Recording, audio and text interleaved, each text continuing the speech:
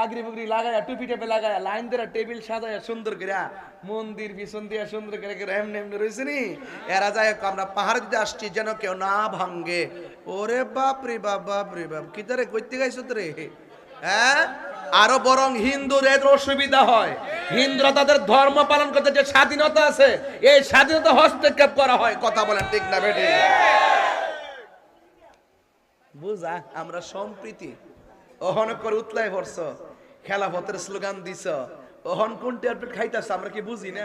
সুন্দর করে যায়া মূর্তির সামনে মন্দিরে যায়া হুজুররা ফাগরি হইয়া লাইন ধরে বয়া বয়া, পিছনে মন্দির আর সামনে এরা বয়া বয়া কয় ইনশাআল্লাহ আলহামদুলিল্লাহ আমরা এখানে এসেছি পাহারা দেওয়ার জন্য, তোমরা তো মূর্তি পাহারা দিবা।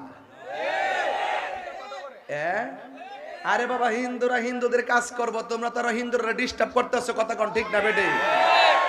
আমরা মাহফিলে আয়া যদি হিন্দুরা আয়া আমরা আইছি আপনারা পাহারা দিবার লাগিয়া, যাতে মাহফিলে কেউ গন্ডগোল সৃষ্টি না করে, এটা কি আমাদের ডিস্টার্ব হইতো না?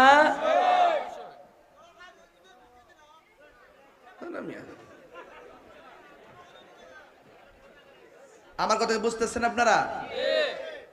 এই দেশে 53 বছরের ভিতরে কি তা যায় কেউ কেউ মন্দির ভাঙ্গা লাইছে? ভাঙ্গা লাইছে? গায়ে ফইরা ফ্রেম দেখাও চেয়ারের লাগিয়া ক্ষমতার যাইতা আমরা বাট পরে বুঝতে বুঝতে বুঝতে বুঝতে লাস্টে আমি বাঘা সরাইয়া পড়ছি। কথা কোন ঠিক না বেটে?